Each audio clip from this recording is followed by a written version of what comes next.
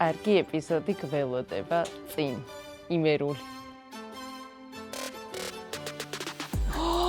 ვაიმე, ჭყინტი. აი ამ ხაჭაპურს ესე გავკეცავთ, წიწირს ჩავდებთ შიგნით. ვერაო, ეხა რა ვთქვა. აჭველი ღვინის გარეშე როგორ შეიძლება? როგორ მაქვს? რა ლამაზია. ერთად ჩემი ბავშვობაში დამაბრუნეთ. როგორ მიყვარს ესე გასინჯვა ყველაფრის. ფულეს გაინაჭირდეს მაღლას. ლაშა დღეს შენ გექნება ბედნიერება ჩემი პურის გასინჯვის. გვაპატიე ლაშა დავქროთ.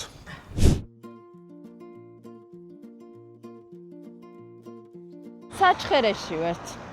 ახლა ყავას ავიღებთ და წავალთ ძალიან მაგარ მეღვინესთან, უჩამაჭარაშვილთან, სადაც იმერული ამბები გვექნება კერძებთან დაკავშირებით და უჩა ამზადებს საოცარ პეტნატს, უჩას პეტნატი ქვია. სელფის რუბრიკაში ვილაპარაკებთ პეტნატზე, რა არის პეტნატი, რამდენად პოპულარული გახდა საქართველოში და რა თქმა უნდა გავსინჯებთ მე და ჩემი ლაშიკო პეტნატს. ერთს გთხოვ, გეხუცებ, შევალ და გადამიან.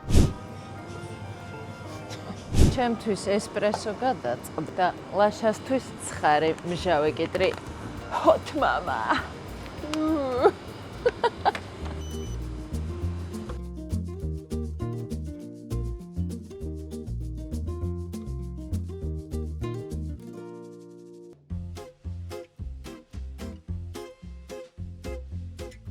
მოვედით უჩასთან სოფო ელი მახათაური, რომელიც თბილისიდან სულ რაღაც 2 საათ ნახევარშია და აი ესეთ ფანტასტიურ ხედზე შეგიძლიათ მოხვიდეთ. წინასწარ უნდა დაურეკოთ უჩასთან, შეუთანხმდეთ და ფანტასტიკური იმერული გარემო იქნება, კარგი კერძები, ეხა თონეში გავამზადებთ, ქალბატონმა ნინომ ცომი უკვე გამზადებული აქვს და თონე უცივდება ჩვენ გველოდება, ჩავაკრავთ პურებს და მოკლედ კარგი ეპიზოდი გველოდება წინ. იმერული.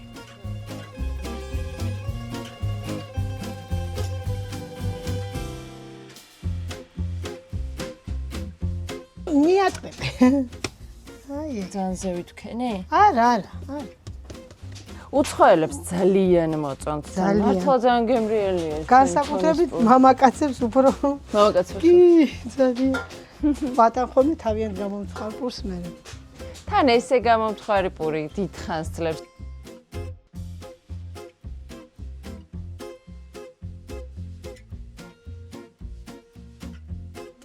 შენი პური. ეგ არის ჩემი? ლაშა დღეს შენ გექნება ბედნიერება ჩემი პურის გასინჯვის. გატეხი ხელით ან უშავ ხელით პირდავე? თქვენ გატეხე. ესე გავტეხო? ვაიმე, ჭყინტი. აუ რა არის ნათია. დაგემოვნეთ. ზღაპრულია. მადლობა. ასე ვიცით ხოლმე აი უბანში რომ ასე გამოვაცხობთ ხოლმე ისა და ყველს ესე თავზე და ვინოპლიოს. კი, ბავშვობაში დამაბრუნეთ. გიზდებოდი, აი ეს ცერემონია სოფელში. თონეში გამომცხარი ბევრი პარტია პური რო იყრება, მეზობლის ქალებიც გადმოდიოდნენ ხოლმე. კადრს მიღმა ვილაპარაკეთ. ესე იგი ძროხებიც აქ ყავთ. რძეც აქაურია. ყველიც ქალბატონ ნინოს ამოყვანილია. სასწაული, უგემრიელესია. მე შემიძლია ვთქვა, რომ ამ ეპიზოდისთვის ესეც საკმარისი იყო უკვე, ესეთ გემრიელია. დაპალ. ახლა ყავდნენ ლიტოვიდან. ლიეტუვას რო გადაარქვეს, ხო?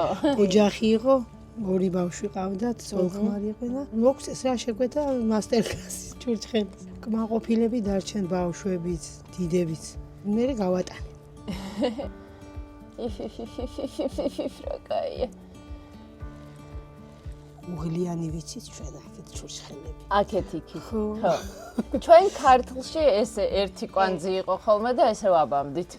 და ის რო წიტებით, რა ქვია, რო ეწუწება? ხო, ესე ძახდნენ რაღაცა, ძახდნენ წიტები. ვიცოდი. რა ქვია, როცა ჩურჩხელას ამოვავლებ ახლად, გადაკიდებ ჯოხზე და ქვევით რო ის თათარა ჩამოდის და ეწუწება, რა ქვია მაგას მოგწერთ. ისე სტუმრები სადაურები არიან ხოლმე ძირითადად. ძირითადად უფრო ის არის, ბრიტანელები უფრო მოდიან, ავსტრიელებიც ხშირად არიან, ებრაელებიც იყვნენ. იაპონელებიც. კი, თელი მსოფლიო. იაპონელებიც იყვნენ. ქართველები? ქართველები კი, ქართველებიც არიან ხოლმე. ზოგადად მაგრამ უფრო მეტად ინტერესებულები არიან იმის, რომ ეხა უჩესმარანი ძალიან ცნობილია მაგ კუთხით და აინტერესებს რა შექმნა, როგორ აკეთებს, მოდიან, ნახულობენ, აგემოვნებენ კიდევაც. ასაკუთრებით თორნისპური. არა, თონისპური ისეთი იყო, თონისპურიც და ყველიც. კადრს მიღმავს საუბრობდით. რაც არ უნდა გადაიხადო თბილისში, რომ მოგინდეს, ეგეც ვერ შეჭამ ვერსად. ვერც ერთს. ძალიან დასაფასებელია ეგ ამბავი, ახლა უჩაზე რაც ამბობდით, თავისი ხელით აქვს ეს ყველაფერი გაკეთებული. ვენახს ხოვულის. კი, ნამდვილად. ღვინოს აყენებს, პეტნაც აკეთებს, ლექციებს კითხულობს მეღვინეობაზე. არ არსებობს გამოფენა და ფესტივალი ღვინის, სადაც უჩას არ გადავაწყდები ხოლმე. სულ არის და მედალაშას ისე გვიხარია უჩასთან, უჩა. ხო და რისი თქმა მინდა, ქართველებს მინდა ოღონდ ამ შემთხვევაში მივმართო, რომ არაჩვეულებრივ გარემოში ისეთ საჭმელს შეჭამთ, ისეთ ღვინოს და პეტნაც გასინჯავთ, რომელიც ჯერ არ გაგისინჯავთ და ხანდახან აი მეც მავიწყდება ხოლმე ეგეთი ადგილები, რომ უნდა მოიძიო, გაიკითხო და ამ დიდ რესტორანში ჭამას სადმე რომ მიდიხარ, ან უბრალოდ ქალაქგარეთ რო გეგმავ, აი ესეთ ადგილებში გამოსვლა არის ბედნიერება. თქვენც ბედნიერი იქნებით და იმ ადგილის განვითარებასაც ხელს შეუწყობთ. თქვენი სოფელი უჩას ღვინის გარდა ცნობილია ორი საოცარი პოეტის სახლ-მუზეუმით, ხო? 3? კი, აკაკი წერეთელი. აკაკი წერეთელის სახლ-მუზეუმით. გაქვთ? და მომყვებით კი. ძიძისეული აქ გაიზარდა სავანეში. სავანეში. აკაკი. ამოვდივართ მუხრან მაჭავარიანთან და ვასრულებთ პავლო იაშვილით.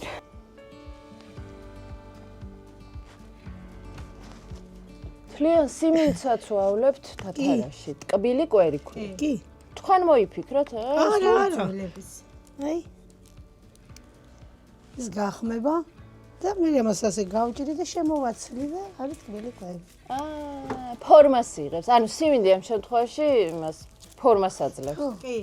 ეს გაიჭრება ძველად ბებიები ამაში მე ჩურჩხელას გაახვევდნენ და კარგი მასპინძლები იყვნენ, ამას რო შემოგთავაზებთ. ჩურჩხელას გაახვევდნენ? კი, ამას ტკბილი კვერი ქვია. ხო. რო გახმება და რო მოეცლება ის თათარა. ლამაზი სიმინდის ჩატიკტიკებული ფორმა აქვს, ხო?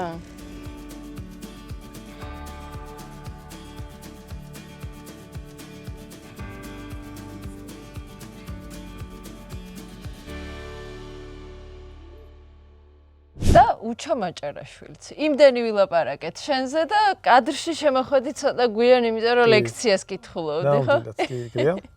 მოვედი და ძალიან გამეხარდა, რომ დღეს თქვენ ჩვენთან ახართ და მიხარია, რომ ეს ყველაფერი შედგა. მოხვედით სტუმრად, იმიტომ რომ ჩვენს რეგიონს ჭირდება და ზოგადად აი ეს ჩემი ნაშრომი ნაწვალები, ესე ვთქვათ, რომ ბევრმა გაიცნოს და ნახოს. ანუ ძალიან ბევრი ტაში შენ მართლა, იმიტომ რომ აი სოფელში ზოგადად ესე აცოცხლებს სიტუაციას, ამდენს შრომობ, ღვინოს აყენებ, პეტნაც აკეთებ, იქ კიდე რაღაცა სტრიტ ფუდის ამბავია, სხვა ბრენდიც ყოფილა, ლაპარაკში გავიგე და მაგაზე მოვყვებით, მაგრამ პირველ რიგში იცი რა მინდა უჩა?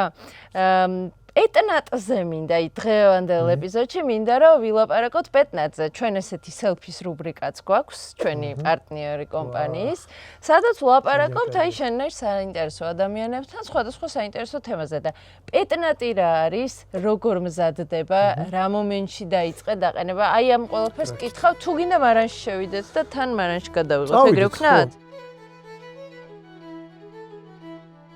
ესე იგი ეს არის აი ამ წლის პეტნატი. სიტყვა პეტნატი, ანუ ფრანგული სიტყვაა და ანუ ჩვენ ენაზე ქართულად, როცა ვთქვათ, მაჭარია.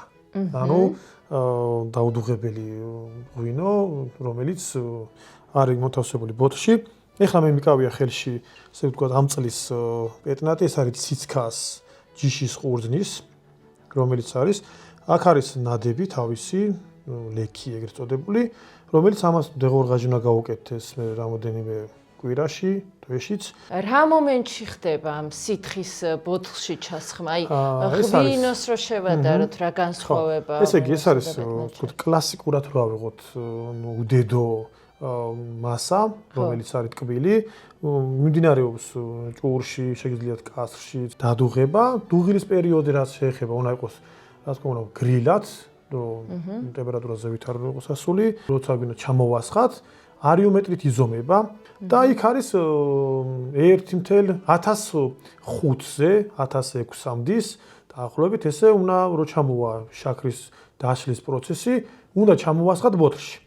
ღვინის შემთხვევაში ეგ გრძელდება, ხო? ღვინის შემთხვევაში ანუ გრძელდება.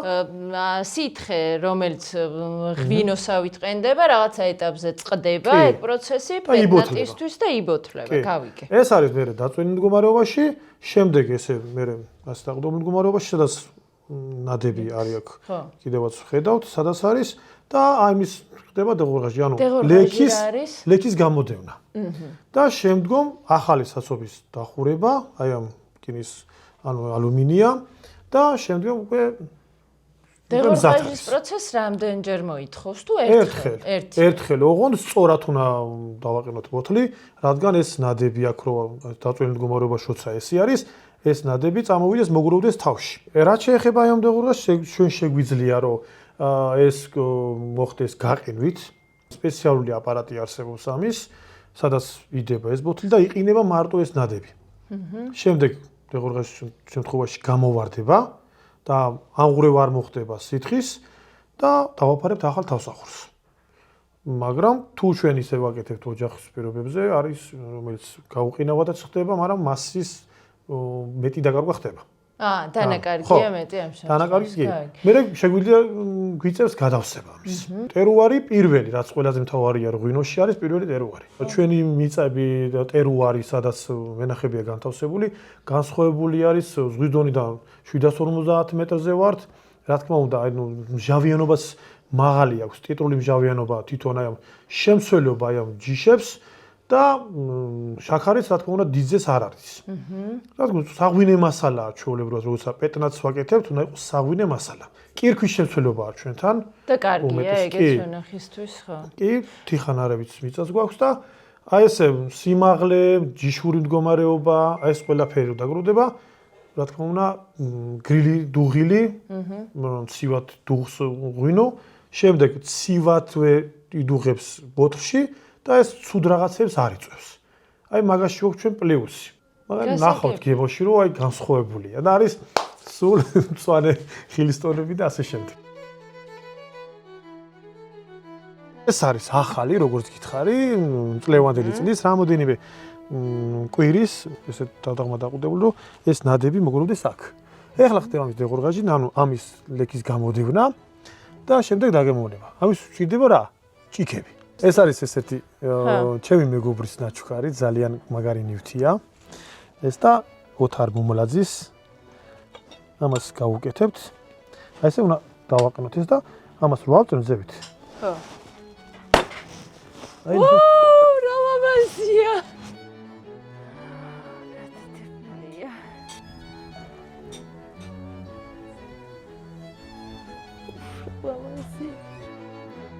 გაგვიმარჯოს. შენ გაგიმარჯოს, თქვენ გაგიმარჯოთ. შენ ამ არაჩვეულებრივ ოჯახს მადლობა, რომ აცოცხლებთ გარემოს, ღვინოს, კერძებს, ყველაფერს, რეგიონს და სოფელს და ყველაფერს მიუთითებ აღწერაში და ჩამოდით მეგობრებო. არინანებთ კი არა. უნდა გქონდეთ აქ ყველაფერი გასინჯული. გაგვიმარჯოს. მადლობა თქვენ სტუმრობისთვის და მადლობა ყველაფრისთვის. ნაკლებად არის გაზიანი ეს, ხო?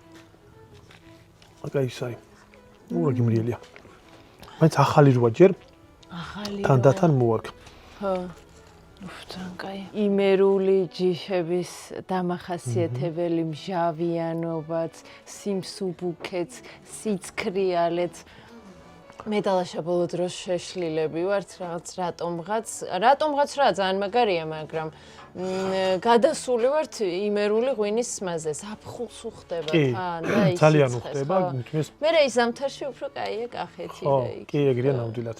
თან ახლა ზღვის პროდუქტებს და ესეთ რაღაცებს ძალიან უხდება ჩვენი, იმიტომ რომ ის მჟავე და ის სიხალისე კარგად ეხმება იმ საჭმელსაც, ანუ ჯერ პირველში რა ვსჭავთ, რა უნდა მივირთვათ და მე ღვინოც აუცილებლად იმის მიხედვით უნდა ავარჩიოთ. გადმოვედით სადანა რა არის, უნდა ვთქვათ, სადანა ქვია, წაღერო ახსენე. მაგარი სახელი, სადანა და აქანა. სადანა და აქანა. მოგლედ ჩვენ დავიწყებთ ახლა მომზადებას, აი ამ სადანას კერძისას. ეს არის ჩვენი შექმნილი, ჩვენი და ჩვენი მეგობრების შექმნილი, ძალიან დაგვეხმარენ ამაში. გემობებს ვინც ატარებს, გემრიელობებს. კარგი ფესტივალია ნამდვილად. ძალიან. კეცის ხაჭაპური, ხო. რომელიც კეცზე გამოცხვა ჭურში თანაც დღეს, აი ჭურის ბუხარში. ჭურის ბუხარში. კი. და აქვე გვაქვს წიწილი, გლეხის გაზდილი, სახში გაზდილი წიწილი, ოღონდ განსხვავებული აქვს კი. გემოთი. წინერწყვი გადახოვე. ეს არის და სახში მომზადებული ცოცხალი ტყემალი. კეცის ხაჭაპური წიწილა ტყემალში. ყველაფერი იმერული. კი. ეს სადანა რაც არის ჩვენ. კი, სტრიტ ფუდად არის მოფიქრებული და შეფუთული იმისთვის, რომ ქუჩაში ჭამოთ. ოღონდ ფესტივალების გარდა სადმე არის არაჯერ, ხო? არა, საერთოდ არის და მაგრამ მე მგონი უნდა იფიქროთ მაგაზე, იმდენ რამეს აკეთებ ერთად. რა ვიცი, ვცდილობთ. ესე იგი, სოფლის ტყემალი, სახში ჩვენი მომზადებული, უნდა დავასხათ წიწილს. ზემოდან, ამას აურევთ. ისე რომ თვითონ წიწილი აისვაროს კარგად. ავიღებთ ხაჭაპურს, აი ესე მდგომარეობაში. აი ამ ხაჭაპურს ესე გავკეცავთ. და აი ამ წიწილს ჩავდებთ შიგნით.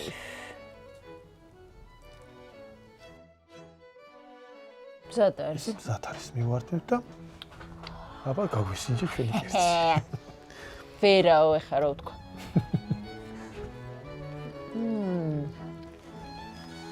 მეც გასაკვირველია. აი, ტყვე შენ. ახლა მეც უნდა ვიწვევთისალ. იმ ყველით იყო ხაჭაპური. ანუ ყველი არის ცალკე ბედნიერება და სიამოვნება აქვს. წიწილი ძალიან მაგარი გემო აქვს, თავისი გემო აქვს უკვე უმაგრესი. ტყემალი აძლევს იმ სიმჟავეს, ცოტა ნიორიც იგრძნობა, მწვანილები. წიწილი რბილია და აკვდება, აი ძალიან მაგარი სტრიტ ფუდია, ძალიან. კიდევ ერთხელ დიდებულია უფრო. გაგუმარჯოს. გვაპატიელა შევავქოთ.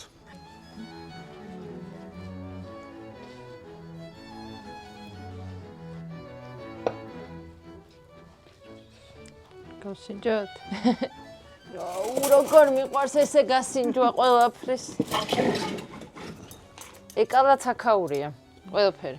ძმრის სუნიც მოდის ნიბზის მწვანილების. აი ეს ხრაშუნი რო იგრძნობა ვგიჟდები. ძალიან ნიგზიანი არ არის მარტო ნიგზის გემო რო აქვს ხოლმე. მწვანილების ციცინცხალე იგრძნობა და ნიორიც ხო? კი. ნიორი კვარები აშკარად. ეგრევე ხდები ზადა. ხო. უნდა. ნიგზიანს განსაკუთრებით. კარგილი, სადაც ესე მოტესერგებული ღვინოები, წლიდან წლობამდის და არა მარტო ერთი წლის მარნის და სარდაფის დაარსების დღიდან იქ რაღაცები გადანახული გვაქვს. ყველაზე ძველი რა გაქვს? ძელშავი მაქვს 2018, ცოლიკოვური მაქვს ერთი ბოთლია დარჩენილი 19-ის და 20 და 20 არ მაქვს. 21-ის და შემდეგი წლები მაქვს თითო 3-4 ბოთლია. 23-ის მაქვს უბრალოდ 180 ბოთლი და ესე მოვყვები, რომ ვცდილობ, რომ გამომდინარე იქიდან, რომ ბევრი არ გვაქვს წარმოებაში, არც ერთი ჯიში, მაქსიმუმ 500-600 ბოთლი ერთი ჯიშის. ჩემს გარშემო იმდენი კარგი მეგობარია, რომელიც ეგ რაღაცებს რო ვინახავთ, მე ერთად როცა ვიკრიბებ, სვავს. აქ რა ღვინოები გვაქვს? გვაქვს ჩვენ ციცკაცულიკოურია 2023. ასევე 2022 წლისები არის 4 ჯიში. რკო ციცკაცულიკოური ძელშავი, ასევე ძელშავია ცალკე, საჩხერი ძელშავი სხვა ჯიშია, სხვა ყურძენია. რაჭაშიც ხო? კი, არის რაჭის, არის ოფჩის. მარტო ორკო ეს არის უძველესი ჯიში. იშვიათი ხო? კი, ეს არის როგორც თეთრი, ისევე რკო წითელი. ეს წითელია და არა როზე თუ რა. ანუ ფერად ესე დგება ბუნებრივად. თხელი ისე წითელია ხო? ვარდისფრად დგება, ანუ ჭაჭაზე არის დედაზეა დადუღებული და დგება ამ ფერზე.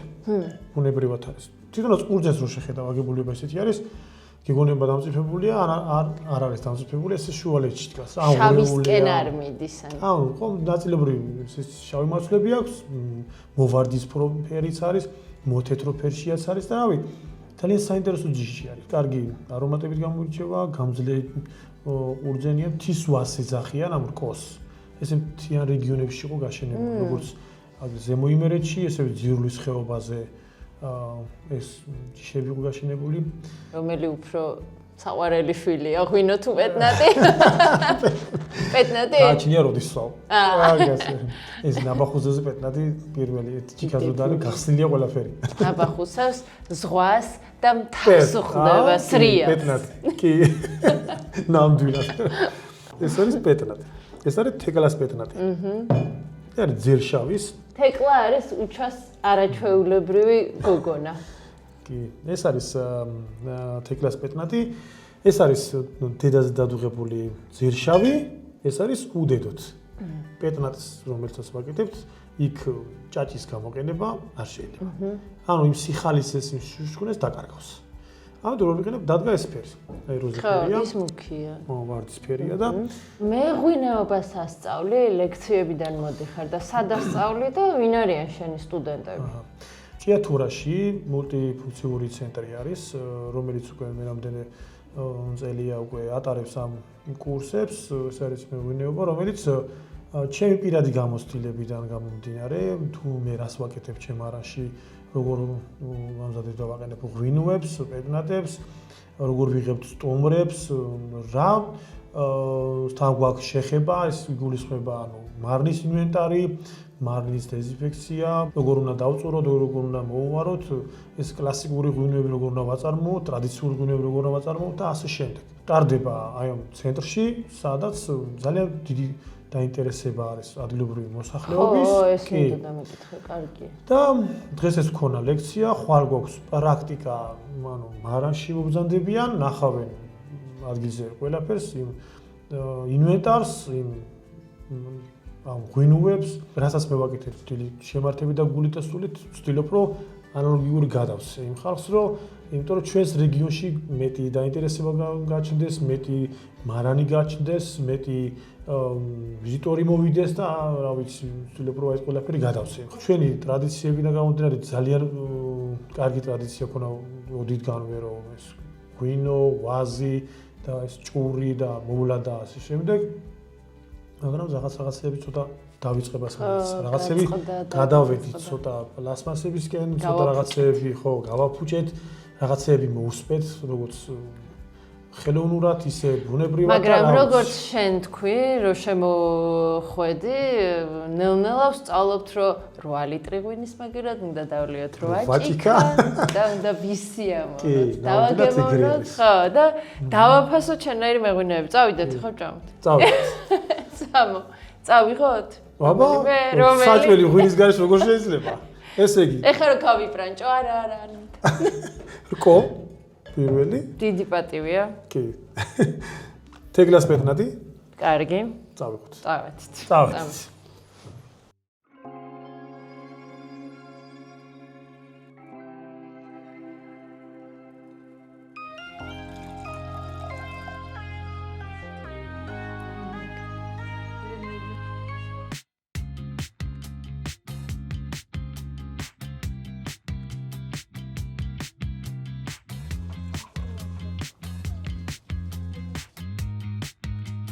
გადმოვინაცვლეთ, რკო გავხსენით.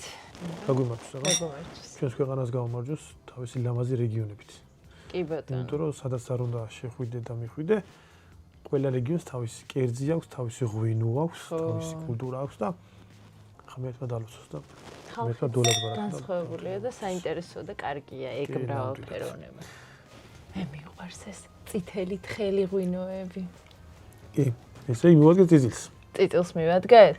კარგი. ყველაზე კაი ნაჭირდებს მაღლიდან. ბარკანი. წავიდა. მობილად, ოჰო. ცოტა დიდი კია. არა, კარგია, კარგი. მარტო მე არ უნდა ვჭამო. არა, ეს დიახლებით აუცილებლად.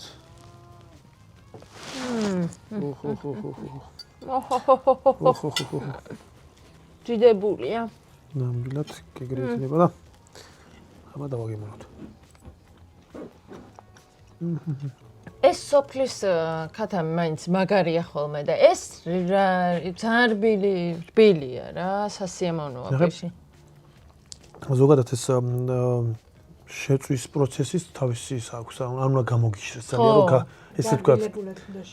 ხო, ანუ გაფიჩინდესავეთ, უწვალის ხო არის მაგარიც და რბილის შეწვის პროცესი სხვანაირია. იგივე მასალა იყო, რომელიც ჩვენ ხაჭაპურში რო ჩავდით. სადანას დაძენძილი. ხო, დაძენძილი. იგივე იყო, ნუ ესე დარბილებული ყემალთან ერთად ასული. ეხლა მაგას კიდე აი მას რო დავუმატებთ ჩვენ. აუ ისეთ გემრიელი მე თუ მკითხავ, ეხლა უტყემლოდაც ძალიან კაია. ცოტა ნახება. აი ეგ. ეხლა ხაჭაპურიც აი ეგ. ხო, ეს ხაჭაპური ესე უნდა გააკეთო. ვაიღებ, გადაკეთო. აი ეს რო გადაკეთო და უნდა შეიქცე გემრიელად. ამოვაწოთ და დღემაში. ერთ ხელში ხაჭაპური, მეორე ხელში ყველი რო ბარკალი. კრიჭინებს, ყველი. ხო. ძალიან მაგარია. ყემალი. ძალიან კაია. ნათია, შენ ხარ ეგეთი კაი მზარეული? თუ შენი ხელიც ურევია ამეებში. სიცილაში არა, ვერ გავუბრალებ მაგას ნამდვილად და ხაჭაპურში არ რა თქმა უნდა. ხო, პრინციპი ხო, ნათი. ძალიან მაგარი. ერთი რამე დაგვავიწყდა, კადრში გვეთქვა 120 წლის ვენახია. კი, ციცკა. ციცკა, 120 და წლის. ესეთი ბებერი ვაზის, ჩამოყალიბებული ვაზის და მოწეული ღვინოს, ანუ პეტნას მივირთვებთ ახლა ჩვენ. რა თქმა უნდა, გემოში ზეთყობა ამა და არომატებში, რომ სულ სხვა არის, სულ სხვა არომატი აქვს და სულ უფრო ჯანსაღი და სისქრიალი ეტყობა და დიდებული. ლობიოსაც გავსინჯო. მადლობა, ქოთანში. ესეც იმერულად. გადაიღე. სუპივით არ უნდა იყოს, სისქელეულა. თან თიხაში უხდება ეს რომ ესე რომ ამოიღებ, ლუკმას რასაც ამოუწეს, რომ მოტეხაპურს და ამოვაწებ, და ამოყვეს ის, არ უნდა გადაცვლეს, არ უნდა გაიწელოს. ხო, კარგია ძალიან. აკეთებს თიხალობიოს. მაგარია. ძალიან მაგარია, დღეს ვერ გადავრჩი. ძალიან დიდი მადლობა კიდევ ერთხელ. მე როგორც დასაწყისში ვთქვი, ყველაფერს მიუთითებ აღწერაში და ჩამოდით და დატკბით იმერეთით. თან ძალიან საინტერესო სოფელია, შეუძლიათ სახლ-მუზეუმებს ესტუმრონ, აკაკი წერეთლის, პაოლო იაშვილის, მუხრან მაჭავარიანის ხეობის სახელი რა არის 40 წუთში, რომელიც არის აქედან ძალიან ძირულის ხეობა. ძირულის. ძირულის ხეობაც არის აქედან 40 წუთში. მოდინახის ციხე, აქედან რაჭის გზას აქვია, სადაც ახალი გზა ძალიან ლამაზი უღელტეხილია, კი. მოკლედ ჩამოდით და კიდე გადავიღებთ რაღაცებს, შეიძლება ხეობაში, ძირულის ხეობაში წავიდეთ. ახვამის. აბა, გელოდებით გვეწვით. მადლობა.